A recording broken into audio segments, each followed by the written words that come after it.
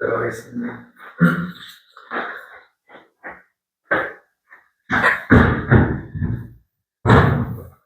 예, 그럼 50절. 为时为此从创造世界以来从创世以来所流众先知的血，所流众先知的血都要都要向这一代向这一代追讨。追讨。为使从创造世界以来所流众先知的血，都要向这一代追讨。为使从创造世界以来세상 창조 이래로부터 所流众先知的血 똑같아요. 흘렸던 모든 예언자들의 피가 그러니까 都要向这一代追讨. 네, 向这一代 이 세대를 향해서 要追讨. 追讨이게追讨 쫓을 추자에다가 타오가 이게 7토자거든요. 그래야 이게 빗받아내는 거거든요. 追讨 이게 追讨가 다른 분에게 말要求偿还要求偿还。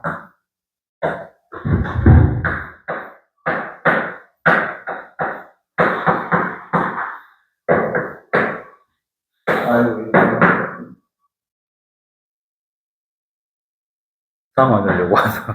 보여요? 예, 보입니다. 예. 야우치 창환 너무 저쪽으로 예, 상황을 창환을 요구하는 거. 창환. 예, 야우치 창환. 대출금 갚고. 예. 追讨가 절로 예, 보이지? 예. 그러면 이런 뜻이라고 생각하시면 되는데.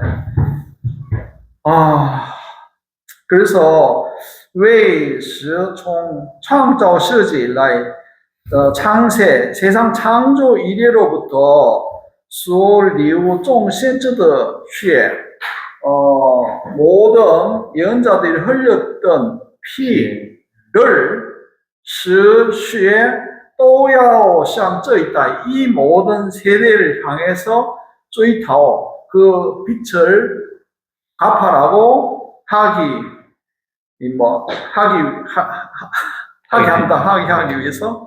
하기 50절 한번 봅시다. 이 세대가 갚아라. 예, 그렇죠.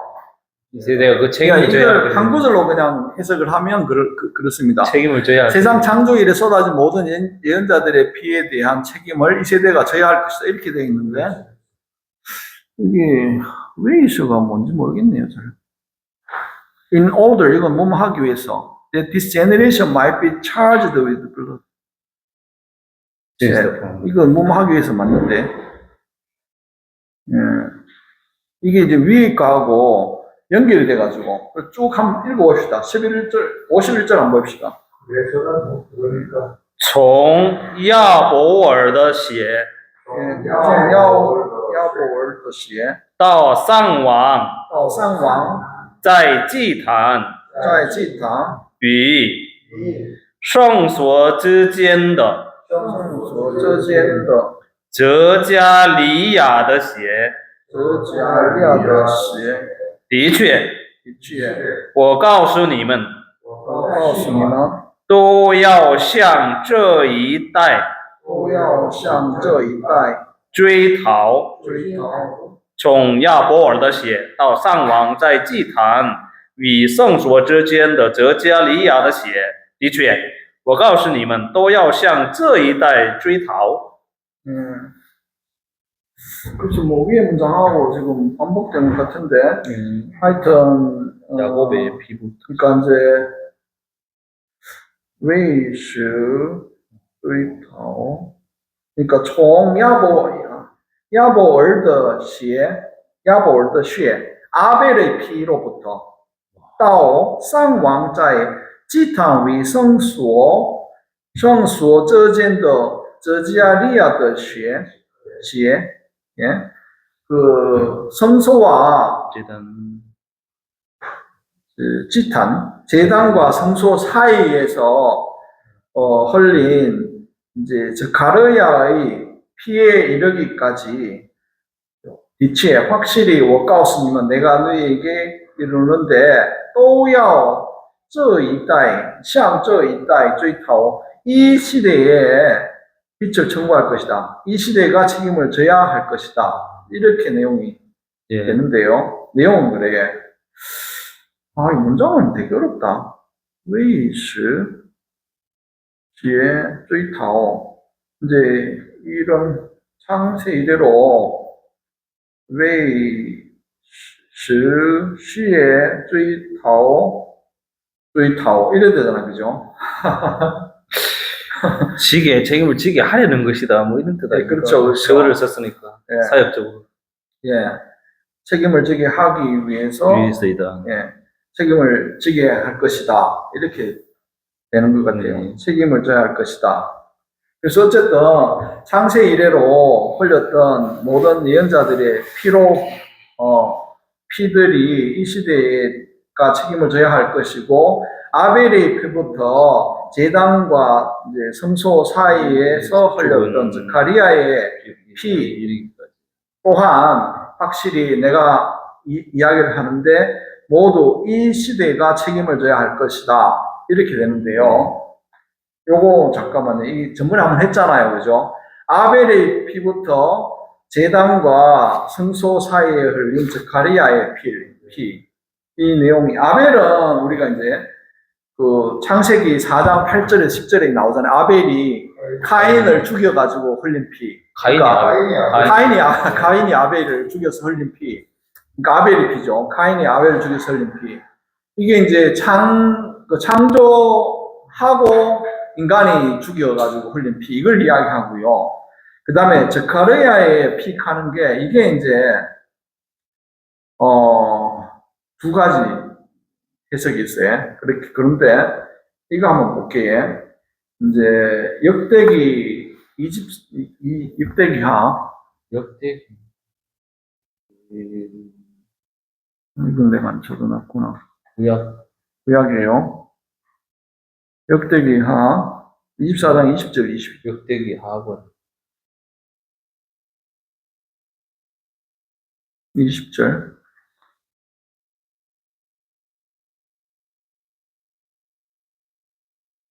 예, 22절 한번 보죠.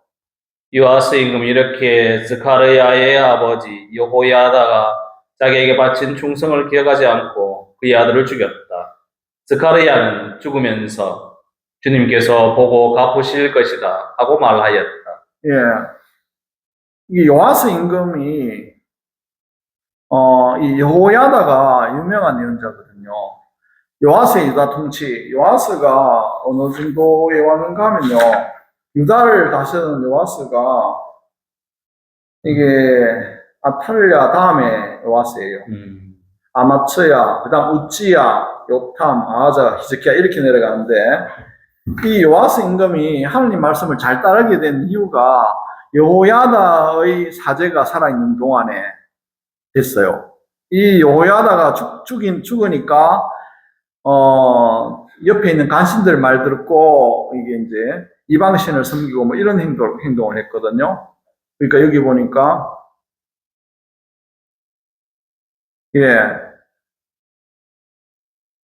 그렇게 했는데 이 요아스의 변절, 이 요아스 임금이 여호야다 이제 사제가 죽고 나서는 변절을 해서 이 여호야다의 아들 스가랴를 살해를 하는 거예요.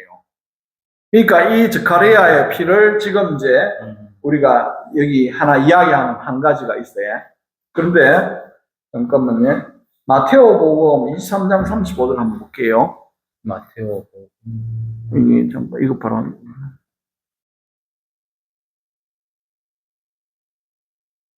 이게 이제 예수님 돌아가시기 전에 23장이면 뒤편이잖아요. 그지? 십자가에 못 박히시기 전에 예루살렘 입성하기 전 무렵인데 35절에 보면요. 똑같은 이야기가 나와요. 지금 이거는 지금 루카복음서는 지금 중간에 나와요. 11장 같으면은 우리가 갈릴레아에서 예루살렘을 가는 도중에 모든 이야기를 루카는 넣어놨잖아요. 근데 이제 여기는 예루살렘 가기 전에 35절 볼게요. 예, 35절입니다. 그리하여 인 아벨의 피부터 너희가 성소와 제단 사이에서 살해한 베레크야의 아들 스가랴의 피에 이르기까지 땅에 쏟아진 무죄한 피의 값이 모두 너희에게 돌아갈 것이다. 예, 예수님께서 말씀하시는 거잖아요. 그래서 이제 이게 어쨌든 마테오가 썼지만은 예수님 말씀을 마테오가 썼지만은 여기에는 이제 성소와 제단 사이에서 살해한 베레크야의 아들 스가랴라고 이야기를 해요. 베레크야의 아들. 예, 베레크야의 아들. 베레크야가 누군지는 아무도 몰라요. 이렇게 나오고요. 그래서 이제 이게 두 가지 설이 있는데, 그래서 이 이야기가 어디 나오는가 하면 야고보 원복음서에 나와요. 야고. 전번에 우리 한번 했잖아요. 요한의 아버지가 이름이 스가랴잖아요. 예, 요한의 아버지 스가랴가 죽는 장소가 제단과 지성소 사이예요. 거기서 죽잖아요. 그 기억나세요? 예전에 한번 봤는데 오늘 한번 더 볼래요? 한번 보시려고 하면 들어드리고 괜찮아요?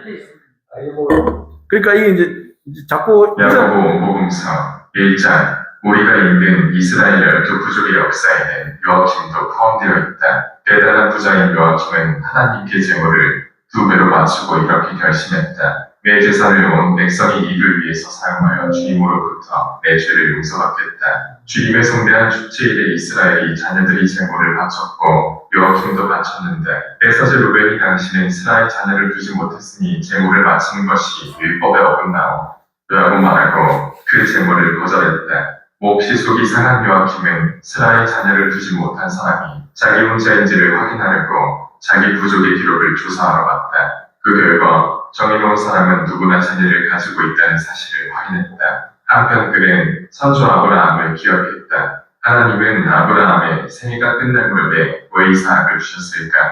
그는 너무나도 낙심하여 다시는 아내를 보지 않기로 작정했다. 그래서 광야로 들어가 천막을 친 뒤에 40일간 밤낮으로 단식하며 이렇게 말했다. 주 하나님께서 나를 두고 살피실 때까지 아무것도 먹지 않고 마시지도 않겠다. 오로지 기도만이 나의 음식이고 음료수다. 2장 한편 그의 아내 안나는 2가지 이유로 근심 걱정에 휩싸여 어쩔 줄을 몰랐다. 거두가 되고 또 아이도 못 낳는 신세이니 어쩌라 말인가. 주님의 성대한 절기가 다가왔다. 수종료 유디시 언제까지 이렇게 한탄말하고 있을 작정이세요?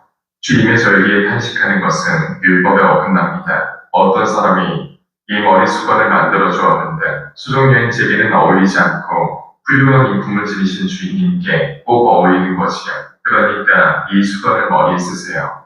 라고 말했다. 그러자 안나가 성 물러가지 못하겠느냐. 난 이런 물건 따위를 사용해 본 적이 없다. 게다가 주님께서 나를 아주 비참하게 만드셨다. 아기를 품은 사람이 이것을 내게 주었을 것이다. 넌 나를 죄로 더럽히려고 온 거야. 라고 대꾸했다. 수종료 유디스는 제 말을 듣지 않으시니 무슨 악담을 해줘야 될까요? 주인님의 자궁을 하나님이 닫아버리셨고 그래서 어머니가 될 수 없는 주인님의 그 불임증 자체보다 더 큰 저주가 어디 있겠어요? 라고 말했다. 그 말에 더 속이 상한 안나가 결혼식 때 입었던 옷을 걸친 뒤 오후 3시경에 산책을 하러 정원으로 나갔다. 그리고 월계수 아래에 앉아서 이렇게 기도했다. 오, 조상들의 하나님, 사라의 자궁을 축복하고 아들 이삭을 주신 것처럼 저도 축복하시고 제 기도를 들어주십시오. 3장 안나가 하늘을 향해 고개를 들었을 때 월계수 가지에 붙은 참새 둥지를 발견했다. 그래서 속으로 한탄했다. 누가 저주받은 이 몸을 낳았지요.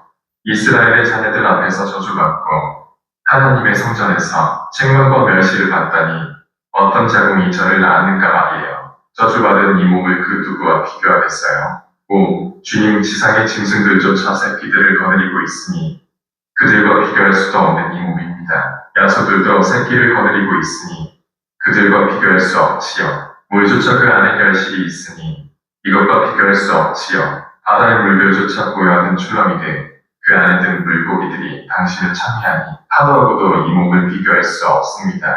땅 자체도 결실을 내고 당신을 찬미하니 이것하고도 저를 비교할 수가 없습니다. 사상, 그러자 주님의 천사가 안나 곁에 서서 안나야, 주님께서 너의 기도를 들어주셨다. 내가 임신하여 자녀를 낳을 것이며 온 세상이 그 자녀에 대해서 말할 것이다.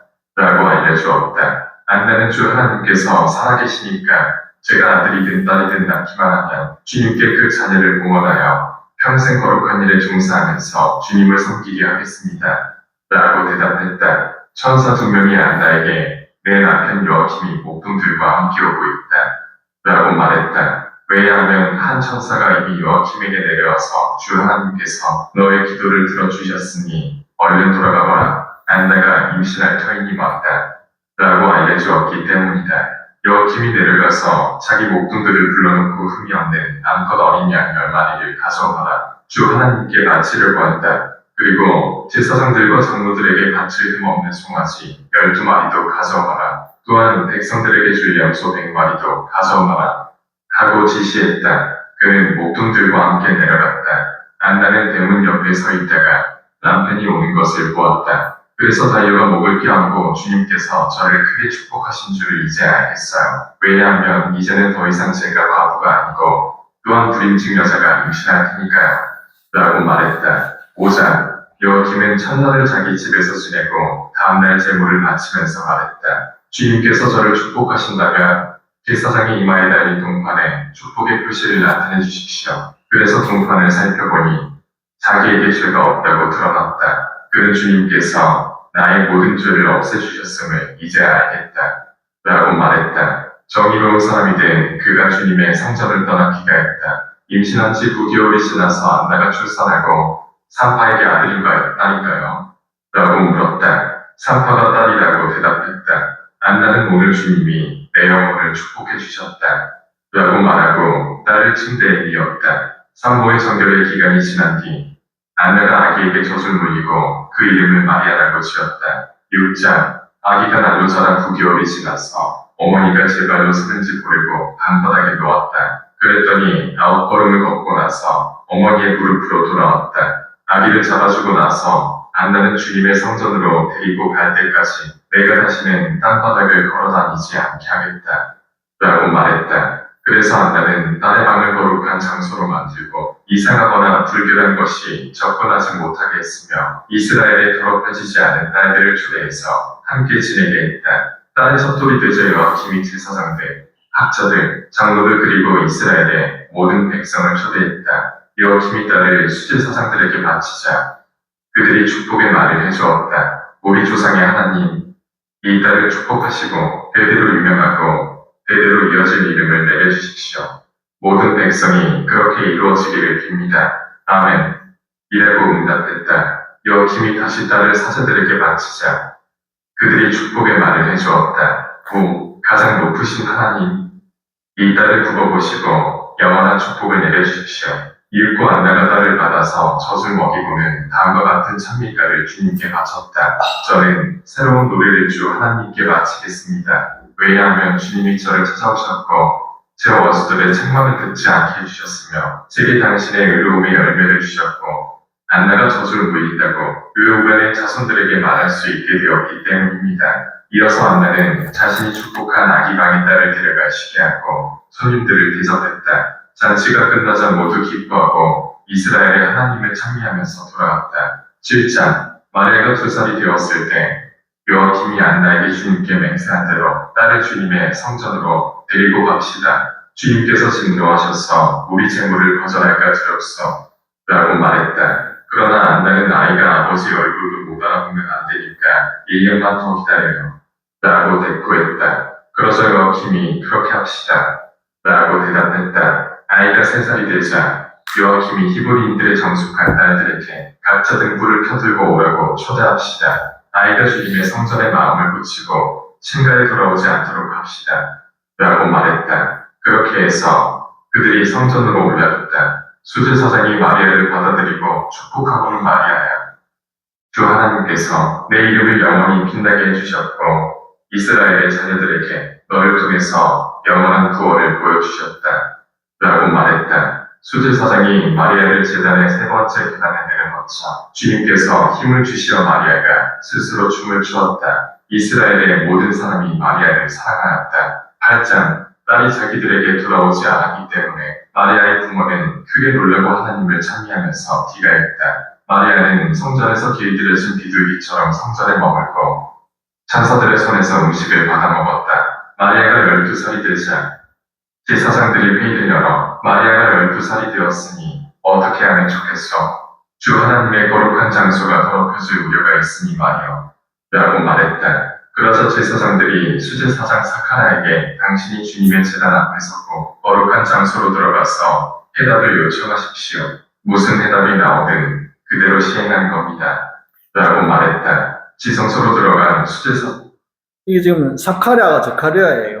네. 이게 개신교에서 해가지고 그래가 사카랴 하는데 저카리아를 사카랴. 장이 재판의 가슴 받침을 먹고 기도했다. 주님의 천사 와서 사카리아, 사카리아, 꼬라비들을 모두 불러모는데 각자 지팡이를 가져오려고 하여라. 주님의 징표를 받는 사람이 마리아의 남편이 될 것이다.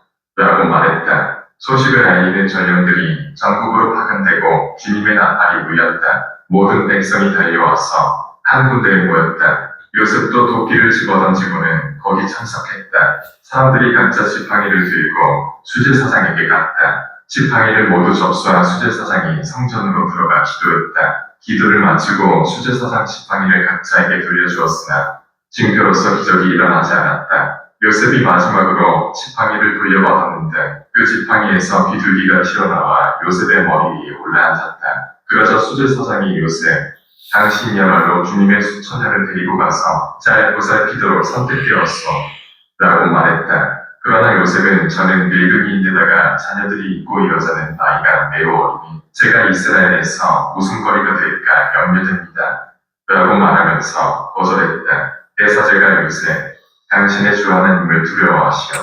하나님이 자기를 거스른 나탄, 코라, 아비람을 어떻게 다루었는지 땅이 갈라져서 사실을 기억하시오. 당신 집안에도 이런 일이 일어나지 않도록 하나님을 두려워하나이거요. 라고 말했다. 그 말이 두려운 요셉이 마리아를 자기 집으로 데리고 와서 마리아, 내가 성전에서 너를 데리고 왔으니 이 집에 머물러 좋아. 난 내 직업인 목수일에 몰두해야만 해. 잘 있어. 라고 말했다. 9장 제사장들이 회의를 열고 성전의 휘장을 새 것으로 바꿉시다. 라고 제의했다. 수제사장이 다윗의 가문에서 더럽혀지지 않을자며 7명을 데려오시오. 라고 말했다. 수중들이 나가서 처녀들을 데려오자 수제사장이 금시에, 청시에 주홍색시, 가르나마시, 짙은 자주색 실로 천을 짤 사람을 각각 결정하려고 하니 내 앞에서 제비를 뽑아라. 하고 말했다. 수제사장은 마리아가 다윗 가문 출신임을 알고 마리아도 불렀다. 짙은 자주색 실이 마리아에게 부여되었다. 그래서 마리아가 집으로 돌아갔다. 그때부터 사카랴가 벙어리가 되었는데 다시 말을 할 수 있을 때까지 사무엘이 그 직책을 맡았다. 어느 날 마리아가 물을 깃기 위해서 물동이를 들고 나갔을 때 은총이 가득한 이여 기뻐하여라. 주님께서 너와 함께 계시다. 너는 여인들 가운데서 축복을 받았다. 라는 음성이 들려왔다. 음성이 나는 곳을 확인하려고 저울을 둘러본 뒤에 마리아는 몸을 따면서 집으로 들어가 물동이를 내려놓고 자주색 실을 가지고 천 짜는 일을 계속했다. 주님의 천사가 그 곁에 서서 마리아야, 하나님의 총애를 받았으니 두려워하지 마라. 하고 말했다. 마리아는 그 인상 아래 의미를 곰곰이 생각했다. 천사가 주님께서 너와 함께 계시고 너는 임신할 것이다. 라고 말했다. 마리아가 뭐라고요? 제가 살아계신 하나님에 의해서 잉태하고 다른 모든 여자들이 하듯이 출산을 할 거란 말인가요? 라고 물었다. 천사는 마리아야, 그렇지는 않다. 성령께서 너에게 내려오시고 지극히 높으신 분의 힘이 너를 덮을 것이다. 따라서 내가 낳을 그분은 거룩한 분, 살아계신 하나님의 아들이라고 불릴 것이다. 그리고 그분이 자기 백성을 죄에서 구원할 터이니 그 이름을 예수라고 하여라. 내 사촌인 엘리사벳도 늙은 나이에 임신하였고 이제 6개월이 지났는데 엘리사벳도 과거에는 부임이었다. 이렇듯 하나님에게는 불가능한 것이 없다. 라고 대답했다. 마리아는 주님의 종이 여기 있습니다. 당신 말 그대로 제게 이루어지기를 바랍니다. 라고 대답했다. 자주색 천을자 가지고 수제사장에게 바치자 수제사장이 마리아를 축복하면서 마리아 주 하나님께서 당신 이름을 높이셨고 당신은 영원히 축복을 받을 것이요 라고 말했다. 그러자 기쁨에 넘쳐서 마리아가 사촌 엘리사벳을 방문하여 문을 두드렸다. 엘리사벳이 달려가 문을 열어주고는 마리아를 축복하면서 내 주님의 어머니가 이렇게 찾아오시다니 어찌된 일입니까? 당신의 인사말을 듣자마자 뱃속에 아기가 뛰어노는가 하면 당신을 축복했습니다. 라고 말했다. 천사장 가브리엘이 자기에게 말한 모든 신비로운 일들에 관해서 아직 깨닫지 못한 마리아가 하늘을 향해 눈을 들어주니 제가 무엇이라고 지상의 모든 세대들이 저를 복된 여인이라 부를 것이라고 하는가요? 라고 말했다. 그러나 날이 갈수록 몸이 더 커지자 겁이 난 마리아가 집으로 돌아가 이스라엘의 자녀들의 눈에 띄지 않도록 몸을 숨겼다. 이런 일들이 일어났을 때 마리아는 14살이었다. 10장 마리아가 임신한 지 6개월이 지났을 때 요셉이 다른 지방에서 목수일을 하다가 돌아와 그 수처녀의 몸이 무거운 사실을 발견했다. 그래서 자기 얼굴을 때리면서 내가 무슨 명목으로 주 하나님을 대하겠는가? 이 젊은 여자에 관해서 내가 무슨 말을 하겠는가? 성전에서 수처녀를 데려왔는데 제대로 보호해주지 못했으니 말이다. 누가 나를 속였는가? 누가 우리 집에서 이런 사악한 짓을 저지르고 수처녀를 유혹하여 더럽혔단 말인가? 아담의 역사가 내 경우에 그대로 재현된 것이 아닌가? 아담이 영광을 받을 바로 그 순간에 뱀이 홀로 있는 인부에게 가서 유혹했으니까 바로 그 꼴이 내게도 일어난 것이다. 라고 말했다. 방바닥에서 일어난 요셉이 마리아를 불러서 그렇게도 하나님의 총애를 받은 당신이 왜 이런 짓을 했어? 지성소에서 교육을 받고 천사들 손에서 음식을 받아먹은 당신이 왜 스스로 자기의 혼을 구렁텅이에 쳐넣은 거요? 라고 물었다. 마리아는 눈물을 펑펑 쏟으면서 전 죄가 없어요. 남자를 전혀 알지 못해요. 라고 대답했다. 요셉이 그렇다면 어떻게 임신을 할 수가 있단 말이요? 라고 물었다. 마리아가 맹세하지만 어떻게 해서 임신이 되었는지는 저도 몰라요. 라고 대답했다. 지독한 근심에 휩싸인 요셉이 밖으로 나가서 처리 방안을 궁리하면서 속으로 이런 생각을 했다. 저 여자의 죄를 덮어준다면 내가 주님의 율법을 거스르는 죄인이 된다. 그렇다고 사람들에게 폭로할 경우 천사에 의해서 임신했을지도 모르는 듯 무죄한 사람의 목숨을 빼앗는 죄를 지을까 두렵다. 어찌하면 좋단 말인가? 개인적으로 저 여자를 버리는 수밖에 없지. 밤이 되자 요셉의 꿈에 천사가 나타나 젊은 여자를 맞이하는 것을 두려워하지 마라. 아기는 성령으로 잉태된 분이니까 말이다. 마리아는 아들을 낳을 것이다. 그 아들은 자기 백성을 죄에서 구원한 분이 예수라고 불러라. 라고 말했다. 잠에서 깨어난 요셉이 자기를 그토록 총애한 이스라엘의 하나님을 청미하고 그 수처녀를 보호했다. 11장 유투사 한나스가 요셉을 찾아와서 여행에서 돌아온 이후 얼굴을 볼 수 없으니 어찌된 일이요? 라고 물었다. 요셉은 너무 피곤해서 첫날은 집에서 쉬었답니다. 라고 대답했다. 그러나 몸을 돌린 한나스가 임신한 마리아를 발견했다. 그래서 제사장에게 가서 당신이 극진하게 신뢰하던 요셉이 몹쓸 죄를 저질렀어. 주님의 성전에서 데리고 간 수천하를 더럽혔고 개인적으로 혼인하고는 그 사실을 숨기고 있어. 라고 말했다. 수제사장이 요셉이 그런 짓을 했단 말이요? 라고 물었다. 한나스는 아무 수종들이나 보내도 금세 그 여자의 임신 사실을 확인할 수 있어. 라고 대답했다. 수종들이 가서 사실을 확인했다. 그래서 마리아와 요셉이 함께 재판을 받게 되었는데 수제사장이 마리아에게 마리아 무슨 짓을 했는가? 지성소에서 천사들이 주는 음식을 받아먹고 천사들의 노래를 들은 그대가 왜 스스로 혼을 타락시키고 하나님을 잊어버렸는가? 왜 이런 짓을 했는가? 라고 물었다. 마리아가 눈물을 흘리면서 전 하나님 앞에 죄가 없습니다. 남자를 전혀 알지 못합니다. 라고 대답했다. 그러자 제사장이 요셉에게 왜 이런 짓을 했어? 라고 물었다. 요셉은 전혀 이 여자와 관계한 적이 없어. 라고 대답했다. 제사장이 거짓말 말고 진실을 선언하시오. 개인적으로 이 여자와 혼인하고는 숨기고 있지 않소. 하나님의 강한 손 아래 자신을 낮추어 당신 씨가 축복을 받도록 한 게 아니오. 라고 추궁했다. 요셉이 입을 다물었다. 제사장이 요셉에게 성전에서 수천여를 들어갔으니 당신은 성전에 그 수천여를 다시 바쳐야만 하오. 라고 덧붙여 말했다. 요셉이 격심하게 흐느꼈다. 제사장은 이어서 두 사람에게 그 악행이 드러나게 하기 위해서 주님의 물 그약이 든 물을 내리겠소. 라고 말했다. 제사장이 준 물을 마시고 요셉이 산으로 올라갔다. 무사히 뒤돌아온 요셉을 본 사람들은 그의 죄가 드러나지 않은데 크게 놀랐다. 제사장은 주님께서 당신의 죄를 드러내지 않으셨으니 나도 정죄하지 않겠소. 라고 말했다. 그래서 제사장이 둘을 돌려보냈다. 요셉이 마리아를 데리고 집으로 돌아가는데 그는 기쁨에 넘쳐서 하나님을 찬미했다. 12장 유다의 베들레헴에 소속된 유다인들은 모두 세금을 바쳐야 한다는 아우구스투 수홍제의 칙령이 내렸다. 요셉은 내 자녀들이 세금 내는 것은 내가 돌보겠다. 그러나 이 젊은 여자는 어떻게 할 것인가? 아내로서 세금을 내게 한다면 내가 창피하다. 딸로서 세금을 내게 한다면 누구나 이 여자가 내 딸이 아니라는 걸 알고 있지. 때가 되면 주님이 뜻하시는 대로 하도록 맡기자. 라고 생각했다. 당나귀의 안장을 얻고 마리아를 태운 뒤에 요셉과 시몬이 그 뒤를 따라 5km가량 떨어진 베들레헴에 도착했다. 몸을 돌려 슬픔에 젖은 마리아를 보고는 요셉이 임신 때문에 고통스러운 모양이군 하고 생각했다. 다시 몸을 돌이키자 이번에는 마리아가 웃고 있었다. 그래서 얼굴에 슬픔이 깃들이는가 하면 기쁨에 넘쳐 웃는 까닭은 뭐요? 라고 물었다. 마리아가 내 눈에 두 민족이 보이는데 하나는 슬피 울고 또 하나는 기쁨에 넘쳐서 우기 때문이지요. 라고 대답했다. 계속해서 길을 가고 있을 때 마리아가 아기가 당장이라도 나올 듯하니 나귀에서 좀 내려주세요. 라고 말했다. 요셉은 여긴 사막인데 어디로 데려가 달라는 거요? 라고 대답했다. 마리아가 다시금 졸라댔다. 그래서 요셉이 내려주었다. 그리고 동굴을 발견하고는 그곳으로 마리아를 데리고 갔다. 13장 마리아와 자기 아들들을 동굴에 남겨둔 채 요셉이 히브리인 산파를 구하러 베들레헴으로 내려갔다.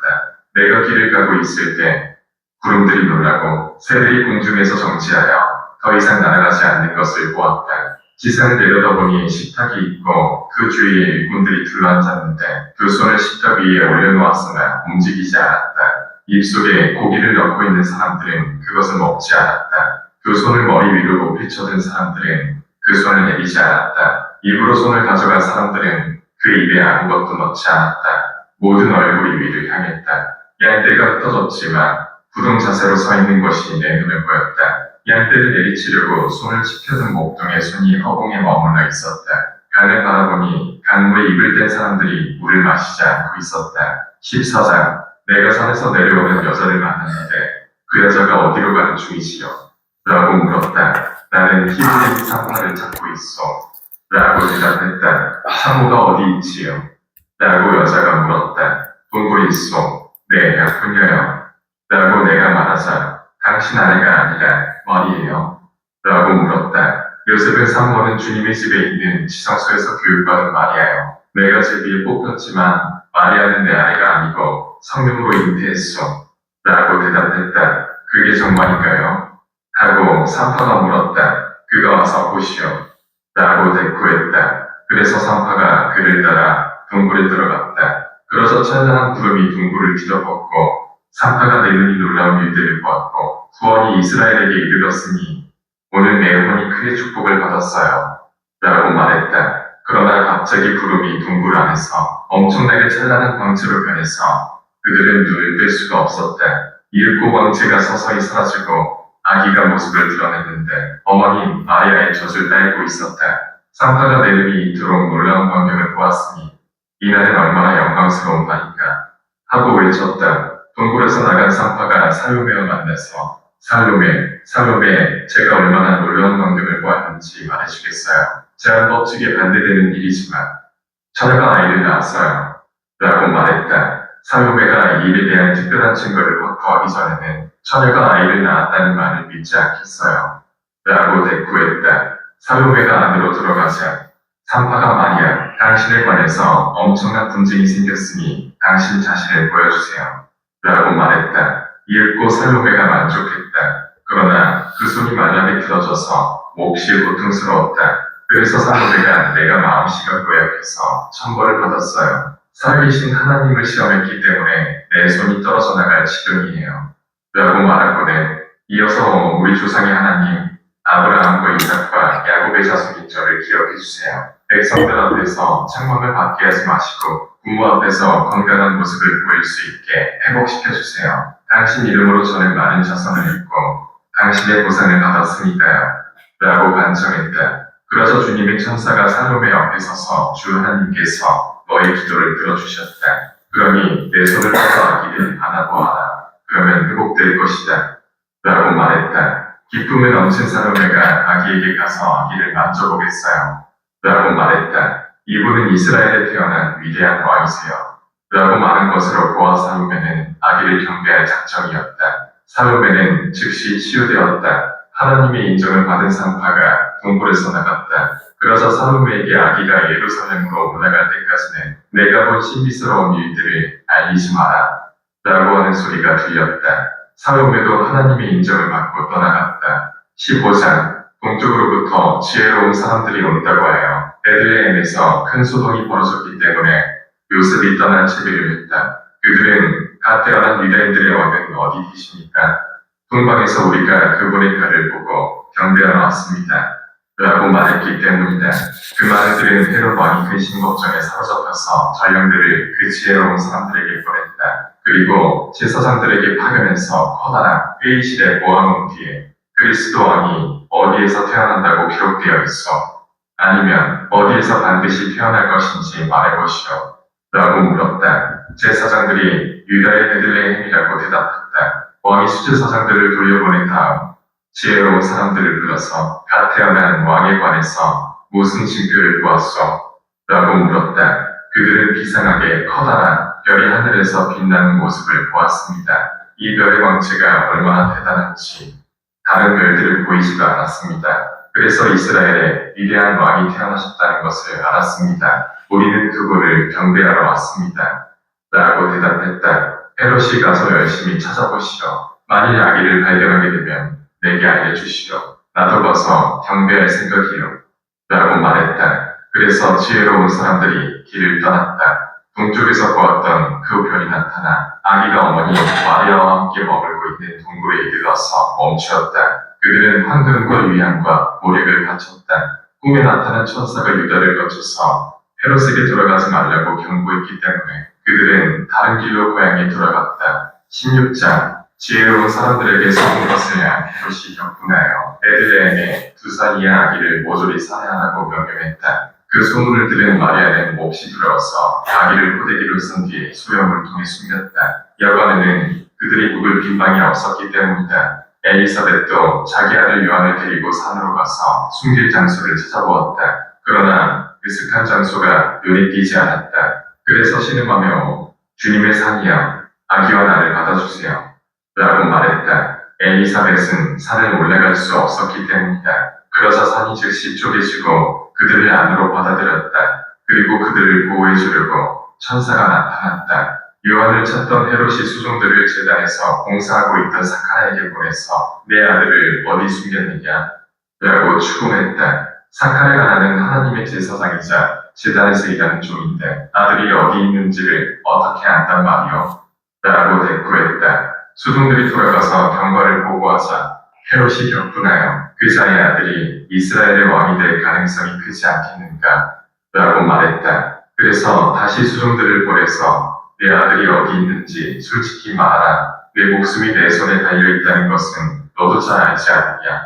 라고 전하게 했다. 수종들이 명령을 이행했다. 그러나 사카라는 나는 하나님의 순교자요. 그가 내 피를 보겠다면 주님께서 내 혼을 받아주실 것이요. 게다가 당신들은 무죄한 사람의 피를 흘린다는 것을 아시오.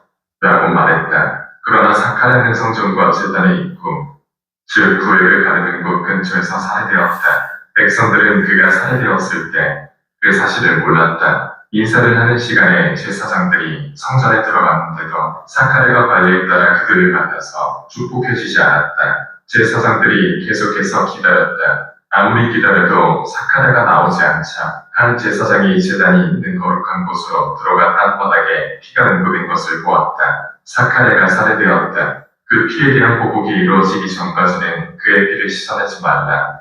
하는 소리가 하늘에서 들렸다. 그 말을 들은 제사장이 두려움에 떨면서 밖으로 나와보고 들은 대로 알렸다. 제사장들이 모두 안으로 들어가서 사실을 확인하였다. 성전의 지붕들이 무서운 소리를 내더니 꼭대기에서 바닥까지 갈라졌다.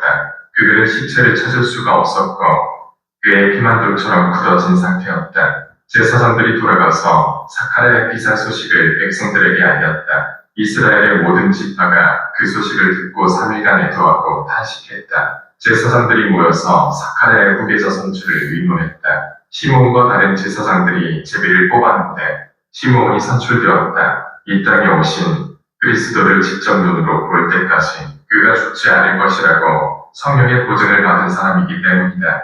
나 야고보가 예루살렘에서 이 역사를 기록했습니다. 소란이 발생했을 때 나는 헤롯이 죽을 때까지 사막으로 피신했습니다. 얼마 후 예루살렘에서 소란이 가라앉았습니다.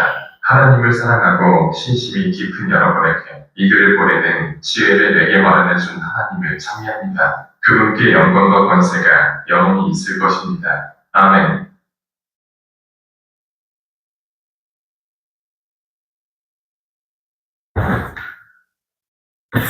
좀 내용이 길어가지고 그래도 오랜만에 보니까 좀 더 낫지. 예전에 본 거하고 기억해보면 그지. 그래서 이제 저는 이거 보고 굉장히 뭐랄까 처음에 이제 제가 몇 가지를 제가 이제 제 느낌을 말씀을 드릴게요. 저는 이제 우리가 가톨릭 교회에서 평생 동정이신 성모 마리아를 이야기를 할 때 저는 어려서 이 성경 공부하기 전까지는 평생 동정이라고 하는 걸 제가 믿을 수가 없었어요.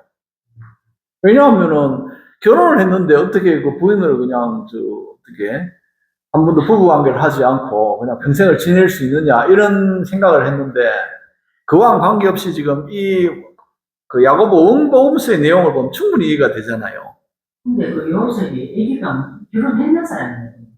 그렇죠. 자녀들이 있고, 예, 재혼이죠, 요셉은. 예, 예. 상처하고 혼자 사는, 나이가 많은, 예. 근데 신실한 사람이니까, 성전에서, 이제, 요셉을 제비 뽑게 해갖고, 마리아의 배필이 되게 해주는 거고요.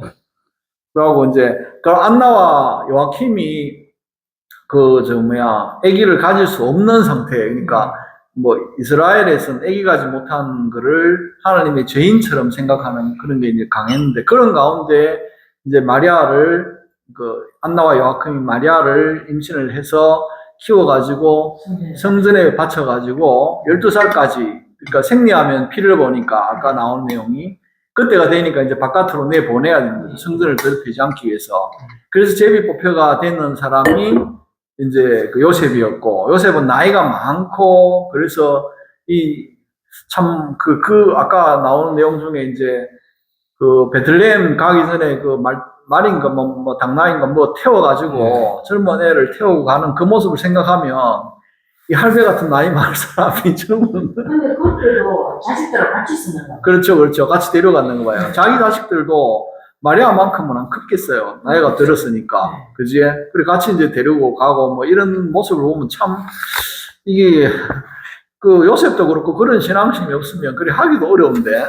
그래서 이제 성소에서 이제 해준 그런 결정을 따르고 지키고 이런 과정들을 보면, 그러면 이제 마리아가 평생 동정이라 하는 거에 대한 이해가 일단은 되고요.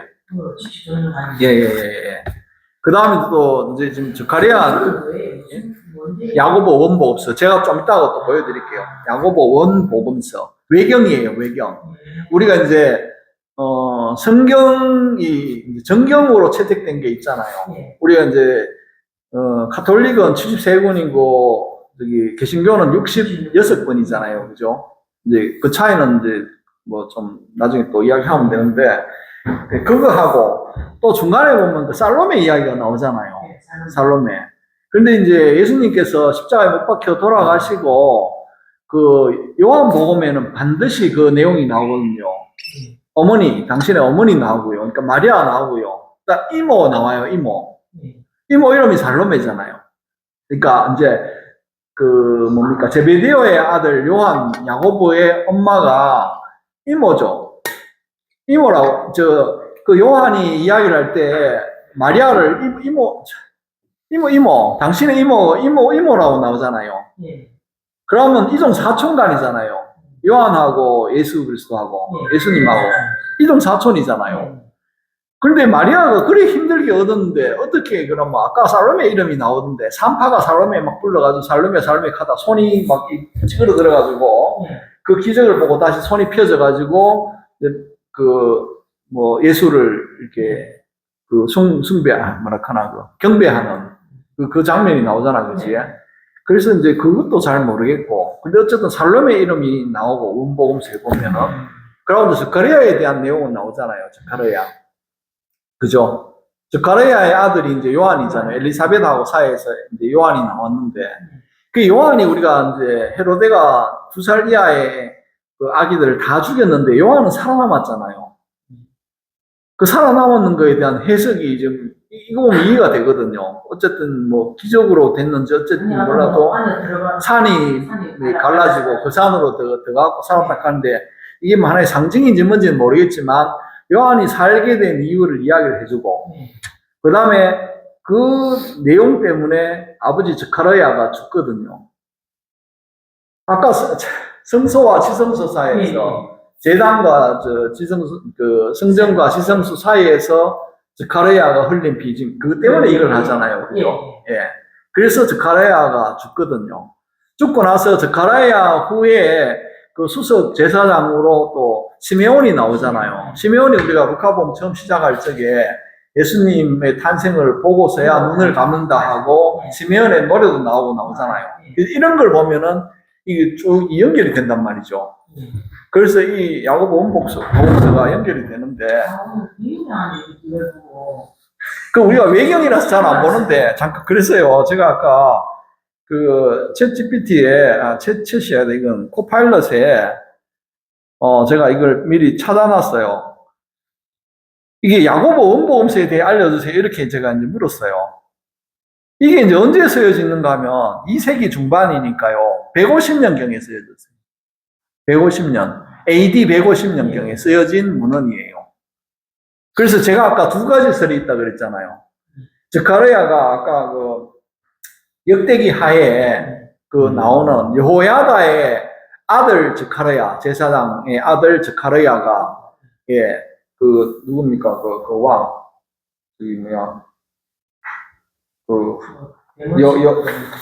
요수아, 예, 요아스 왕을 보필하던 여호야다 제사장의 아들 스가랴가 죽은 걸 이야기를 했고, 예.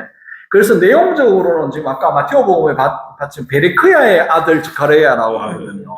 베레크야의 아들. 그래서 역대기 하에 그 이름은 맞지가 않아요. 그래서 이게 이제 150년 뒤에 이게 쓰여진 게 지거기 때문에 야고보 원복음서가 이 원복음서의 외경이지만, 비록 정경으로 책되지는 않았지만 150년 뒤에 쓰여진 거라서 100년 전에 이런 사람들이 다 기억하지 않겠어요. 저는 그렇게 생각하거든요. 100몇십 년 전의 이야기는 대부분 우리 뭐 조선시대 그 할아버지 뭐 할머니 그 위에 증조 할아버지 이야기는 알 수 있을 거 아닙니까? 그래서 초대 교부들도 그 스가랴가 성전과 진소에서 죽었다는 사실에 대해서는 인정을 한대요. 내용들이. 근데 문헌에 남아있는 게 없으니까. 그 다음 또 하나는 뭔가 하면, 이제 또 하나의 관점 뭔가 하면, 이게 우리 지금 그 4대 복음서 전부, 그러니까 마르코 복음도 그렇고요. 지금 요한은 우리가 안 들어갔으니까, 마테오, 마르코, 루카 복음은 전부 헬라어 경전이에요. 성경이. 그렇겠죠. 우리가 마테오 복음을 보면은, 마테오 복음은 이제 우리 중국어 문법가에 오늘 좀 길어도 시간도 많이 지났는데 괜찮습니까? 예. 이 좀 마테오 복음을 한번 볼게요. 마테오 복음에 우리 이거 보면 뭐가 나오는가 하면요. 아이고,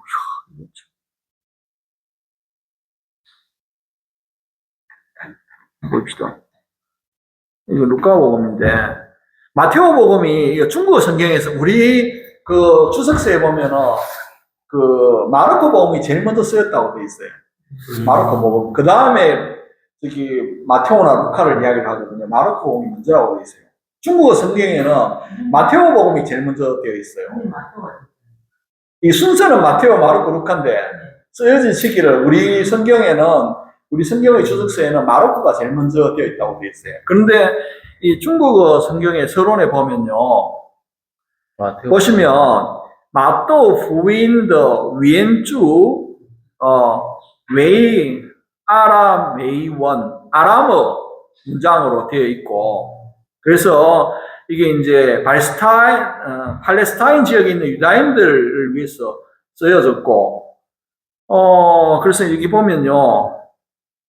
이게 이제 쓰여진 게 원본은 위에먼科学协于치타 푸인저첸 다른 복음들 이전에 원문 아람어로 쓰여진 거는 다른 복음 이전에 쓰여졌다고 돼 있어요. 이것도 인정을 해요. 우리 가톨릭 교회에서 인정을 해요. 아람어로 쓰여졌다 하는 거를 인정을 해요.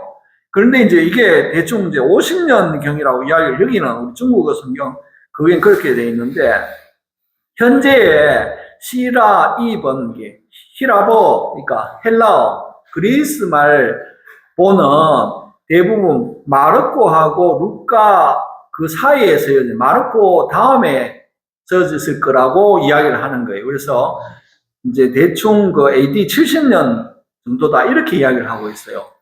그래서 마르코가 이게 헬라어로는 이게 마테오 복음이 그 마르코 다음에 루카 복음 전에 쓰여졌다고 이렇게 보고 있는 거죠. 그래서 이제 제가 뭘 이야기를 하려고 하는가 하면, 마르코, 마테오, 루카, 복음 전부 다가 뭐로 쓰여진가? 히브리어로 쓰여진 거예요.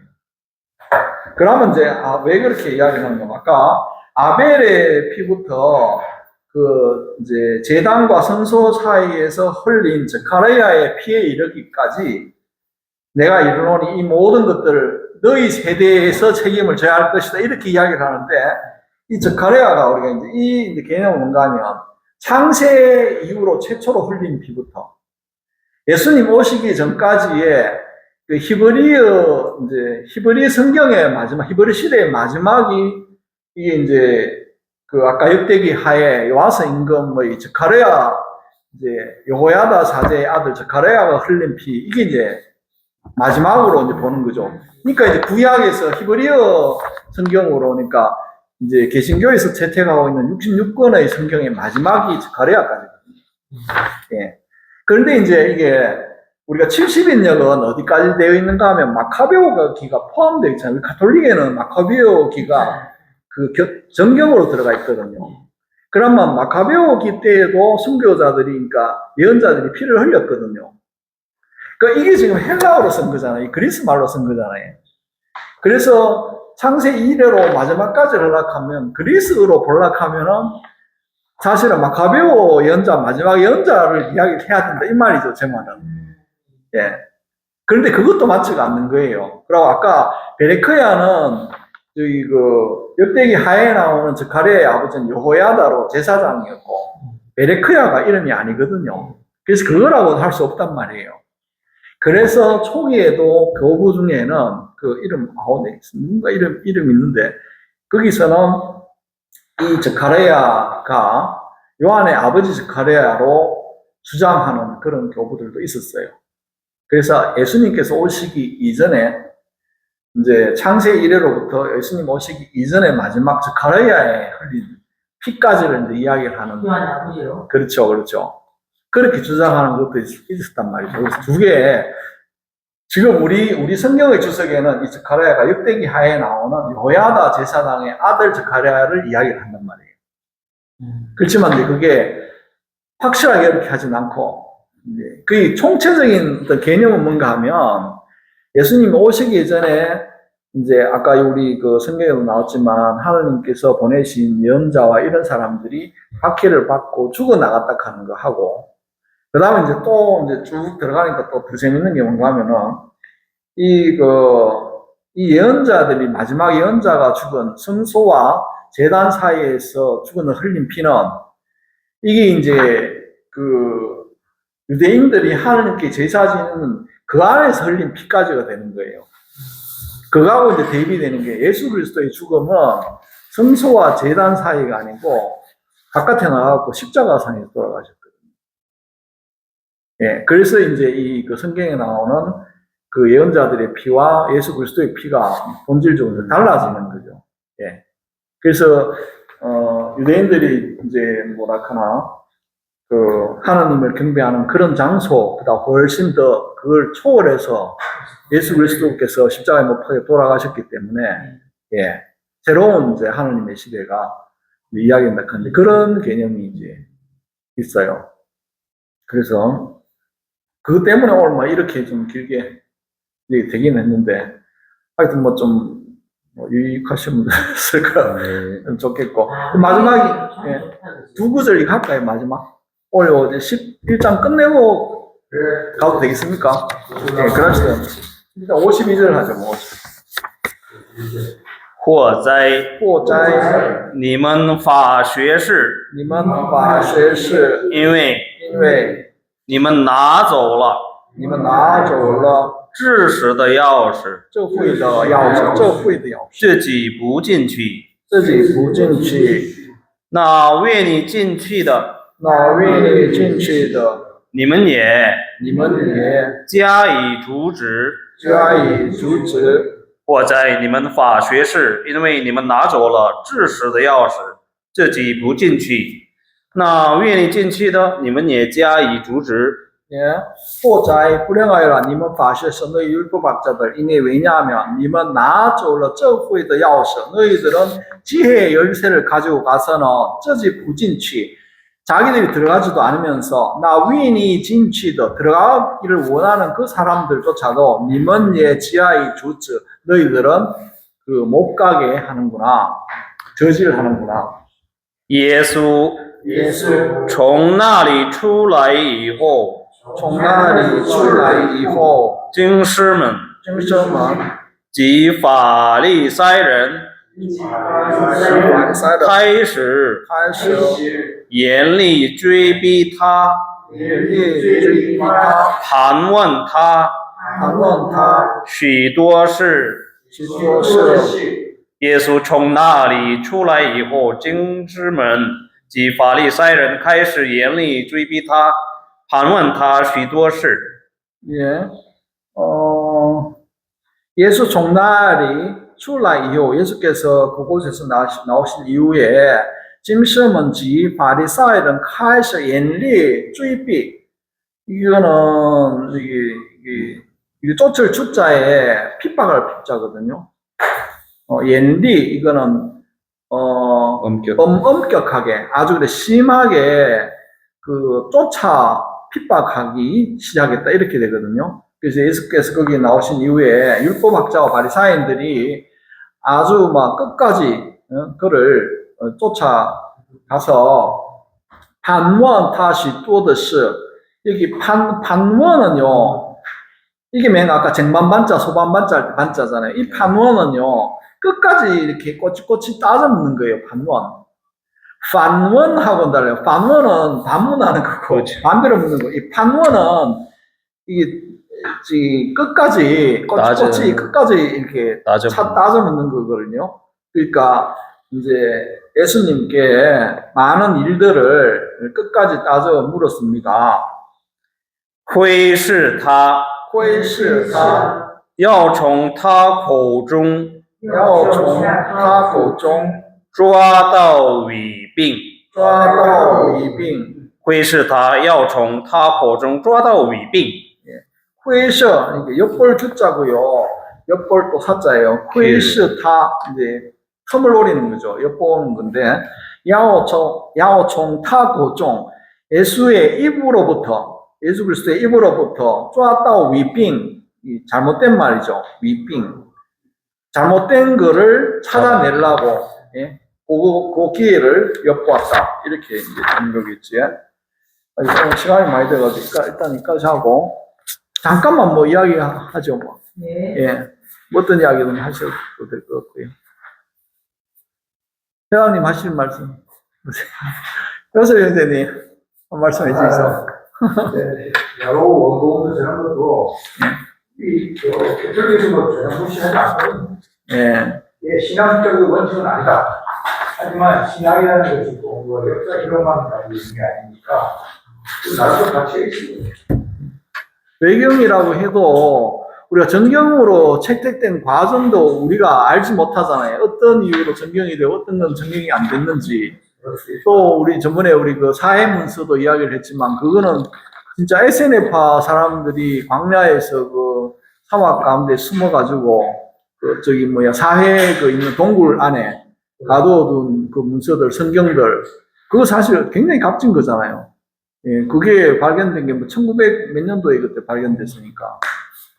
그런 문서들도 사실 지금 채택되어가 있는 정경이라고 하는 거는 뭐 히브리어보다 이제 뭡니까 헬라어 우리가 70인역은 헬라어거든요. 우리 히브리어, 헬라어, 그다음 그게 이제 그 라틴어 해가지고 뭐 1100년 무렵에 그 이루어졌잖아요. 지금 인정하는 그 문서들이 그 전에 있는 그 중요한 문서들이 많은데요.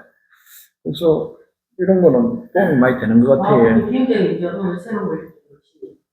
우리가 그 성서 말씀을 보면 막 마리아, 이름이 그냥 너무 이렇게 좀 소설화되어 그렇잖아요. 근데 이제 안에 들어가 보니 정말 마리아가 이렇게 또 요아킴이 하고 안나하고 요아킴, 그 이미 준비해서 내가 바치겠다고 해서 이거 전문가 하고 그리고 지금 저는 제가 알기로 교회 사람들하고 제가 많이 대화를 해보는데 그 애기 놓을 때까지는 이제 그 처녀인데 애기 놓고 나서 자녀들이 다 그 성경에 보면 이제 그 성경에 형제들 찾으러 갔잖아요. 누가 내 엄마가 그때는 이미 자기 자녀들이었다.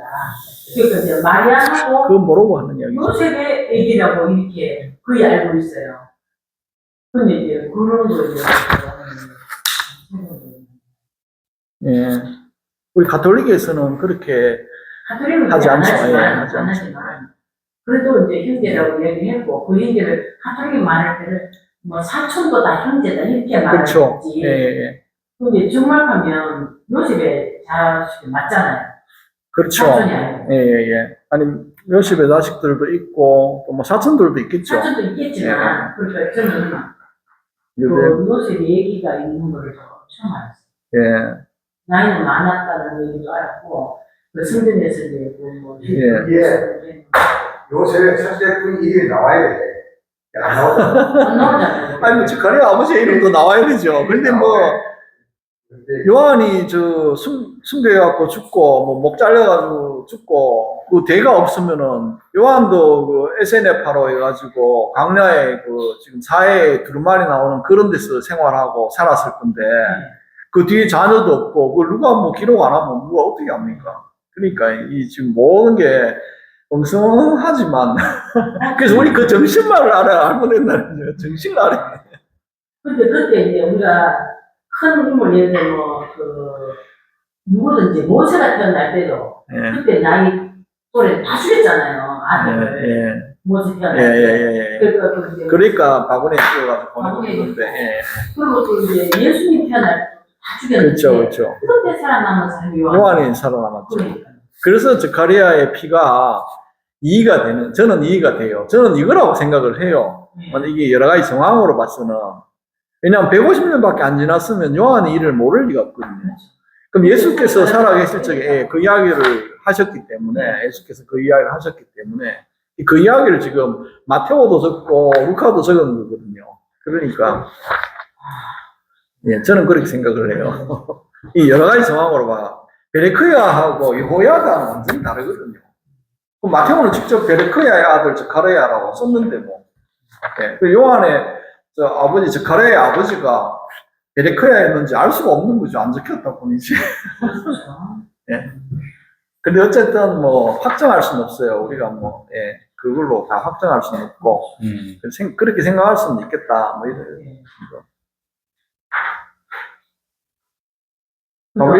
기독교에서 외교를 안 하는 이유도 있을까요?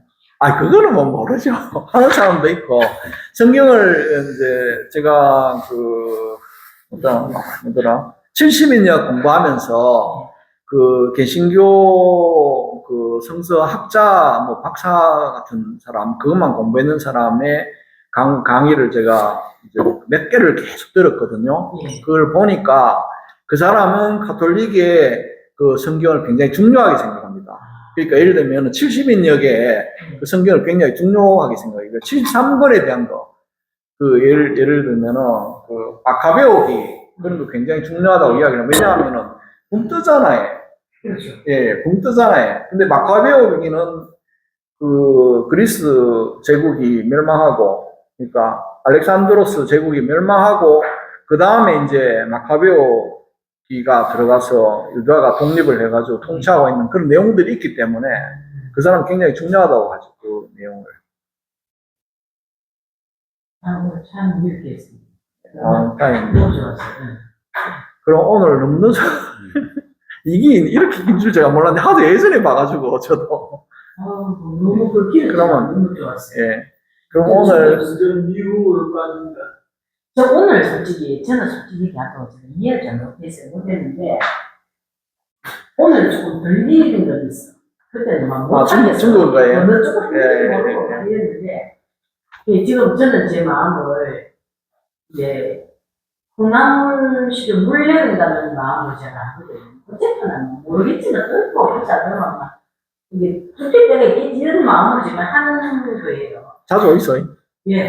그런 일 없으면 와요. 아, 진짜. 예. 예. 그러면 오늘 일단 여기까지 하고 오늘 30분 이제 초과했는데 마침 기도하고 마치도록 하겠습니다. 예, 인프 지지 지성선这名阿门。主，我们将把圣经相信为生命的福音，祈祷着生活着，并宣布着永远在生灵里享受着和平与欢喜。阿门。인프 지지 지성선这名阿门。 네, 수고하셨습니다. 수고하셨습니다. 감사합니다. 감사합니다.